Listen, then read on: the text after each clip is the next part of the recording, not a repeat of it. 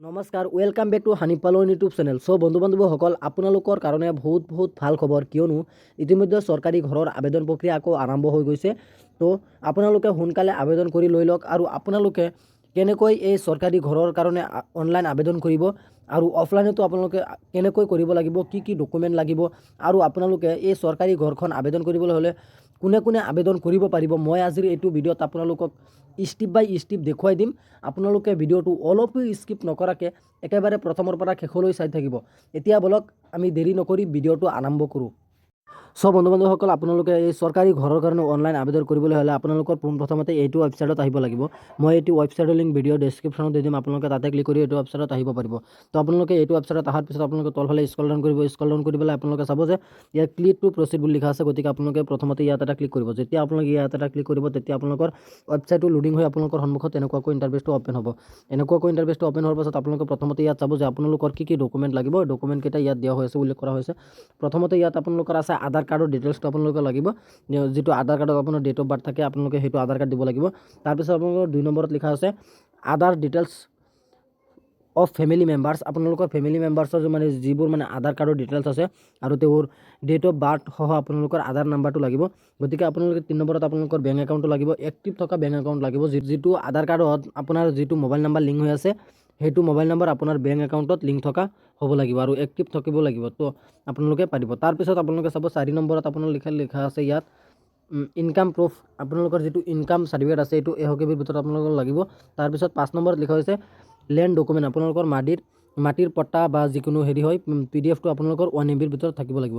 তাৰপিছত আপোনালোকে তলফালে স্ক্ৰল ডাউন কৰিব। ইয়াত আপোনালোকে চাব প্ৰচিড বুলি লিখা আছে, গতিকে আপোনালোকে প্ৰচিডত এটা ক্লিক কৰিব। যেতিয়া আপোনালোকে প্ৰচিডত এটা ক্লিক কৰিব, তেতিয়া আপোনালোকৰ সন্মুখত এনেকুৱাকৈ ইণ্টাৰফেচটো অ'পেন হ'ব। এনেকুৱাকৈ ইণ্টাৰফেচটো অ'পেন হোৱাৰ পাছত প্ৰথমতে আপোনালোকক ষ্টেটটো চিলেক্ট কৰিব দিছে। তাৰপিছত আপোনালোকৰ অনুৱেল ইনকামটো কিমান হয়, বছৰি আয় আপোনালোকৰ কিমান হয়, আপোনালোকে ইয়াত ফিল কৰি দিব।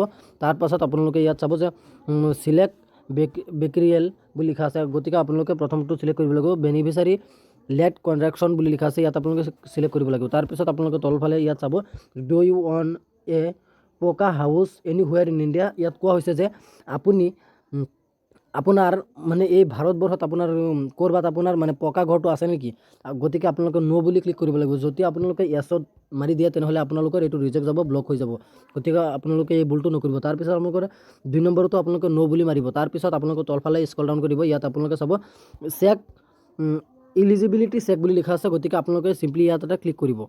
তাৰপিছত আপোনালোকৰ সন্মুখত এনেকুৱাকৈ ইণ্টাৰফেচটো অ'পেন হ'ব। এনেকুৱাকৈ ইণ্টাৰফেচটো অ'পেন হোৱাৰ পাছত আপোনালোকে ইয়াত চাব যে কনচেণ্ট ফৰ আধাৰ অথেণ্টিকেশ্যন। গতিকে আপোনালোকে এই সেৱাত মানে আপোনালোকে এপ্লাই কৰিবলৈ হ'লে আপোনালোকৰ প্ৰথমতে আধাৰ নাম্বাৰটো ইয়াত দিব লাগিব।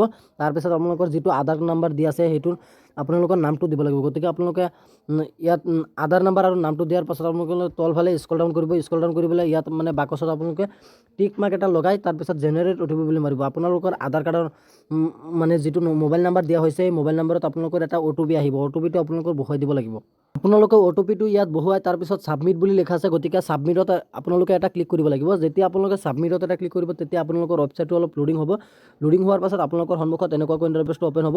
এনেকুৱাকৈ ইণ্টাৰফেচটো অ'পেন হোৱাৰ পাছত প্ৰথমতে আপোনালোকৰ পাৰ্চনেল ডিটেইলছটো আপোনালোকৰ দিব লাগিব। গতিকে আপোনালোকে পাৰ্চনেল ডিটেইলছটো দিয়াৰ লগে লগে আপোনালোকে ইয়াত চাব যে আপোনালোকৰ নামটো প্ৰথমতে ইয়াত আহিব। মই বেলেগ এজনৰটো মানে কৰিছিলোঁ, নামটো ইয়াত আহিব। তাৰপিছত আপোনালোকৰ তলফালে স্ক্ৰল ডাউন কৰিলে আপোনালোকৰ মানে যিটো হেৰি দিয়া আছিলে আপোনালোকৰ প্ৰথমতে পেন কাৰ্ডটো দিব লাগিব। তাৰপিছত আপোনালোকৰ ডেট অফ বাৰ্থটো দিব লাগিব। তাৰপিছত আপোনালোকৰ এইফালে আছে মোবাইল নাম্বাৰ, ইমেইল ID দিব লাগিব। তাৰপিছত আপোনালোকে তলফালে স্ক্ৰল ডাউন কৰিব। ইয়াত চাব যে আপোনালোকৰ প্ৰথমতে ইয়াত লিখা হৈ আছে লিংগ, আপুনি পুৰুষ হয় নে মহিলা হয় আপোনালোকে দিব লাগিব, আৰু আপুনি মেৰিড হয় নে আনমেৰিড হয় আপোনালোকে দিব লাগিব। তাৰপিছত আপোনালোকৰ ফাদাৰ্ছ নেমটো, দেউতাকৰ নামটো দিব লাগিব, আৰু আপোনাৰ দেউতাৰ আধাৰ নাম্বাৰটো ইয়াত দিব লাগিব, এণ্টাৰ কৰিব লাগিব। তাৰপিছত আপোনালোকে তলফালে স্ক্ৰল ডাউন কৰিব। ইয়াত আপোনালোকে চাব যে আপোনাৰ মাকৰ নামটো ইয়াত দিব লাগিব। তাৰপিছত আপোনালোকৰ মাকৰ যিটো মানে আধাৰ নাম্বাৰ আছে এই আধাৰ নাম্বাৰটো আপোনালোকে ইয়াত এণ্টাৰ কৰিব। তাৰপিছত আপোনালোকৰ ইয়াত কোৱা হৈছে যে আপুনি কি কৰে, যদি আপুনি যিটো কৰে আপোনালোকে সেইটো লিখিব। তাৰপিছত আপোনালোকে মানে আবেদকা অৱশ্যই আপোনালোকে কি হয় সেইটো ইয়াত আপোনালোকে চিলেক্ট কৰি লৈ আহিব, আৰু আপোনালোকৰ ধৰ্মটো কি হয়, ৰিজনটো কি হয় আপোনালোকে চিলেক্ট কৰিব। তাৰপিছত আপোনালোকে কেটেগৰী কি হয়, জেনেৰেল কি আছে আপোনালোকে দি দিব।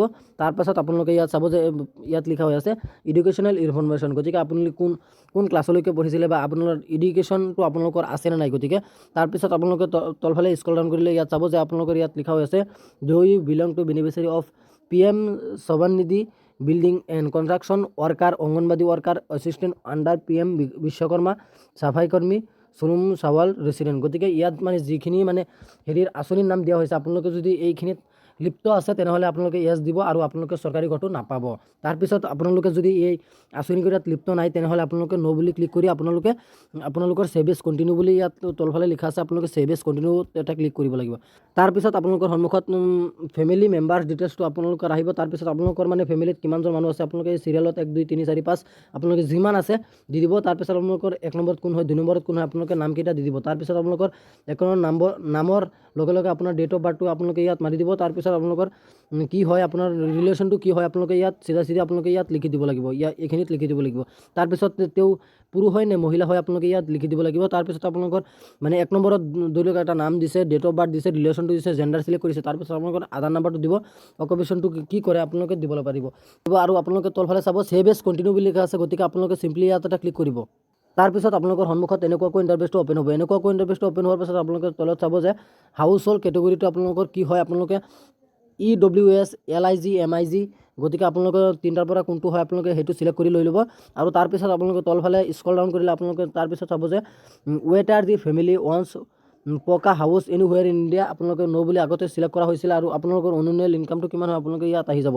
তাৰপিছত মই আপোনালোকক কৈছিলোঁ যে আপোনালোকে চৰকাৰী ঘৰৰ কাৰণে আপোনালোকে আবেদন কৰিবলৈ হ'লে আপোনালোকৰ কি মানে ডকুমেণ্টৰ প্ৰয়োজন হ'ব, এই ডকুমেণ্টকেইটা এতিয়া আপোনালোকৰ দৰকাৰ হ'ব। গতিকে আপোনালোকে আপলোড ইনকাম চাৰ্টিফিকেট প্ৰথমতে ইয়াত দিয়া হৈছে কিমান 100 KB ভিতৰত। আপোনালোকে এই চইচ ফাইলত আপোনালোকে ক্লিক কৰি আপোনালোকৰ ফাইলটো চিলেক্ট কৰি আপোনালোকে ইয়াত আপলোড বুলি লিখা আছে, আপলোডত ক্লিক কৰিলে আপোনালোকৰ ছাকচেছ বুলি দেখুৱাই দিব। গতিকে আপোনালোকে তাৰপিছত আপোনালোকে ইয়াত চাব যে no' of years of stay in present town city, গতিকে আপোনালোকৰ টাউন চিটিটো আপোনালোকে চিলেক্ট কৰিব।